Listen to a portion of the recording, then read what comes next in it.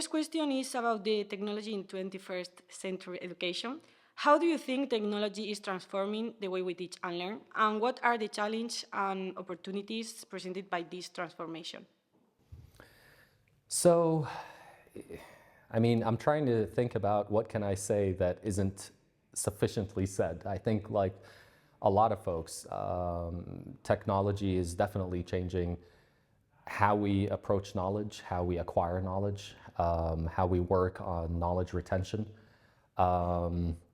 It's changing our access to information. It has been for a while. It will continue to do that.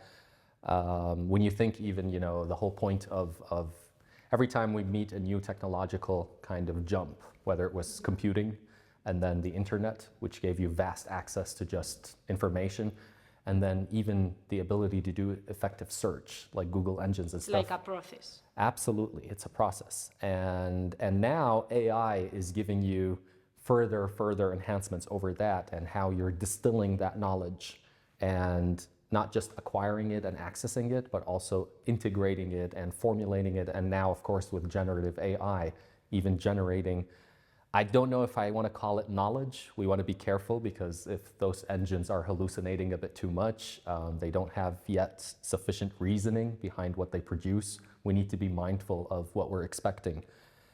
But back to the original question, I think all these are definitely transforming how we think about learning, how we think about assessment of learning.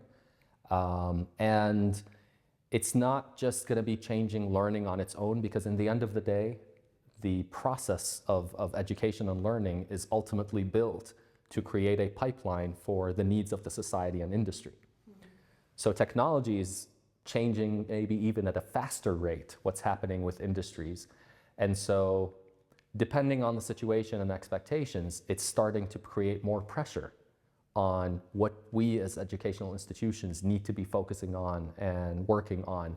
So it's a double impact. We want to use the tools in order to do our jobs better within the educational realm, but at the same time, the pace of change in industry is putting other pressure to say, hey, we want your help producing more relevant people for the needs of the industries and the society at large. It's like a big war. I'd like to think of it less like a war and more like, a need over which we have to communicate a lot and collaborate a lot. And how do you see the future of education in Qatar? And what is the role of institutions like your university in preparing students for the challenge and your opportunities of the 21st century? So let me start out by saying I'm not a believer that good education, that the answer to that first question is different from one country to another. I think there will be some differences in the immediate need. Like you might find some countries that are focusing on basic literacy at this point. Other countries like Qatar has a higher focus on trying to become a knowledge-based economy, less dependencies on fossil fuels. But again, I don't think that the answer should be that different, especially with all the globalization we've been living, right? People are becoming citizens of the world. You're having people everywhere around the world working for different companies all around the world. More and more of that is happening and is going to happen, again, because of technology, remote work, remote conferencing, all that kind of stuff. So having said that, going, I think, now to the second part of the question, which is what are we supposed to do? You hear this often. I'm a very core believer of it. We are always trying really hard to produce individuals and educate them for jobs that do not exist. This is already something that has been changing over the last few decades, more so in a field like mine, like computer science and technology, right? So we are firsthand. I always tell our computer science students, for example, if you go and look at your top 10 jobs today, if you go back 10 years, all those titles, or most of them, just did not exist. It's like all the time changing. They change a lot, and you can't imagine what the job is, which is very awkward and interesting. So you walk in today, you're supposed to commit to learning something to work on what? I don't know. So how do I educate you? So And this is becoming more and more of a need, okay? And it varies from one discipline to another. Like you can't make a similar argument maybe so far for medicine. If you're going to medicine, you're gonna be a medical doctor. It's not like I'm preparing you for something different. But I think the expectations of what you will do as a medical doctor will also start changing, and the integration of AI and technology there as well. So back to trying to answer that question a bit more directly. So what is our job? What are we trying to do? In my mind, we are trying to build and integrate the core set of skills that allow you as an individual that will then be introduced to the workforce to be sufficiently versatile and adaptive to be able to work in most of the jobs, as long as it fits within the general direction of your knowledge, for the next 40, 50 years.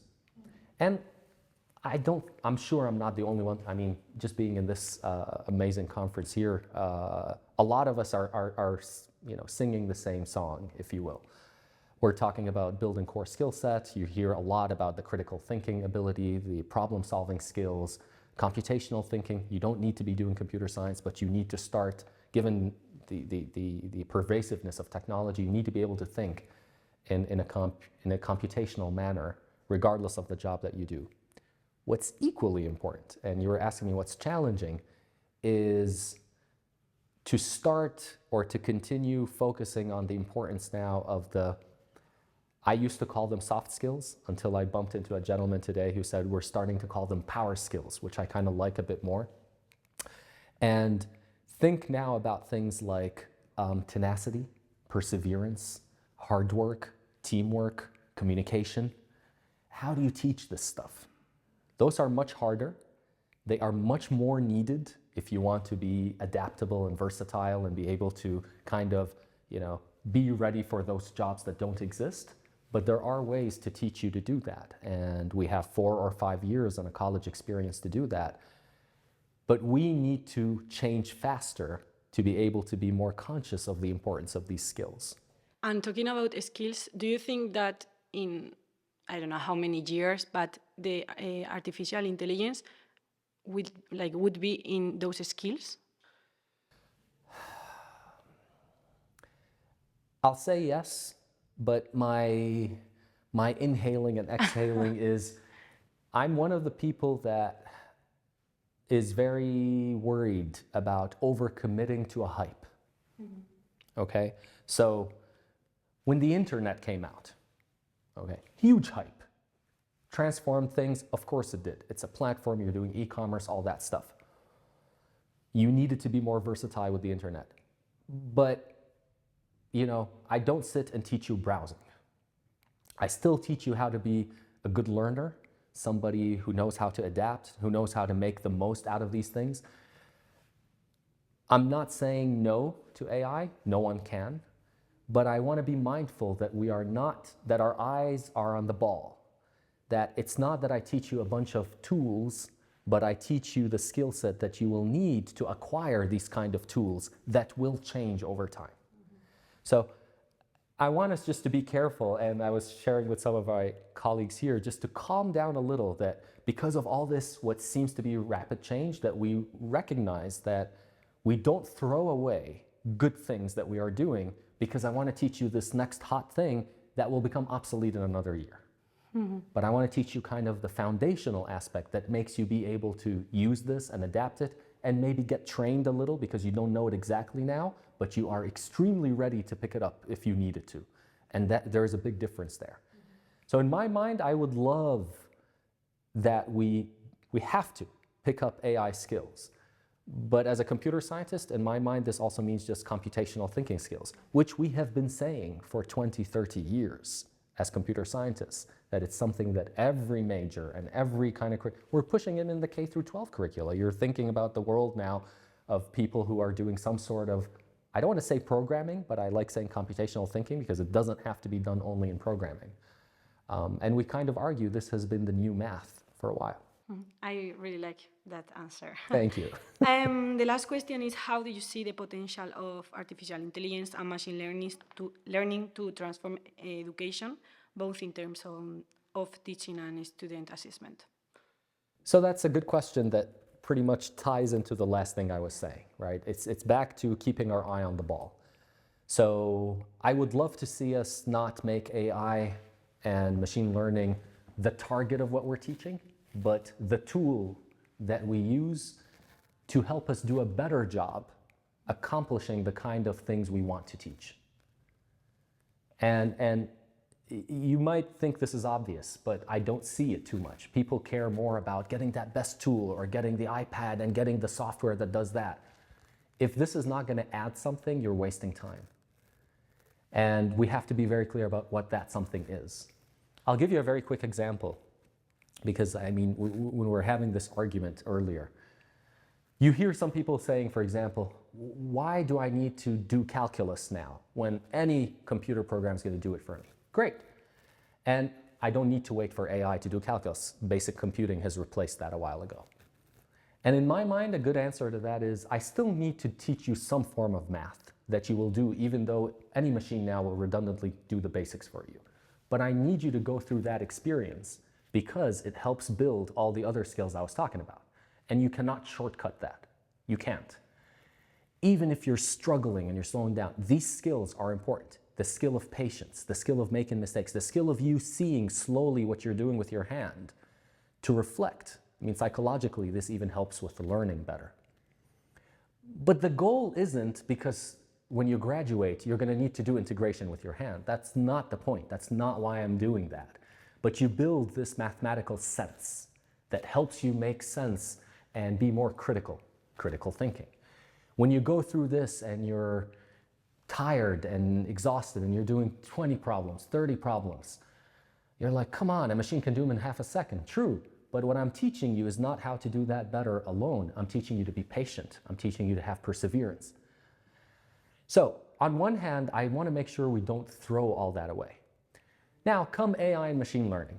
If you're someone like me, back to the same math example, it would be 10 times better if the problem you're giving me that involves an integration question relates to something I care about. As opposed to, here's an equation, what's the derivative? Or do the integral of this. What does that equation mean? Why am I doing this? We don't care. This is how we teach math now, or how we have been at least. Like there is no. Here's the thing. Here's, 2x cubed plus 3x squared. What is that?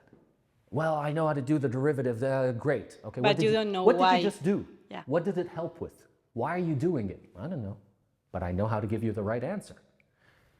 The issue there is a math teacher might not know easily how to customize and bring a real problem to which its solution requires you doing that integration or differentiation, which you could ask a computer to do.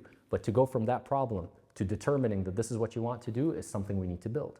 Now, AI can help me with that because I can ask you, what do you want to be when you grow up? Or what are you studying to be? Even at school, right? You say, I'm thinking about being, I don't know, a mechanical engineer. I say, great. Mr. AI, can you generate a problem that relates to mechanical engineering that involves an integration question? Well, there you go. It can formulate a story. Suddenly you are 10 times more excited because you're seeing something relevant to what you want. The gentleman here might want to study something very different. I could get the same equation, but embedded with a very different problem. I, as a teacher, don't have the time and sometimes the ability to generate this high variance, what we keep talking about personalized learning and customized learning and all that. But these tools can drastically help me with that. And then they can help me adapt. If you're not getting this, can we get a simpler problem that does part of that? Are you seeing what's happening, et cetera, et cetera. It's a small example that in my mind, these are awesome tools that should help us do a better job in knowledge delivery and knowledge acquisition. But I hope we do not lose focus on what we are trying to both teach and learn, that it's not using the tool as is that is the goal, but it's really integrating it to allow us to put more effort and time on the main goals. That is my hope. Thank you. You're welcome.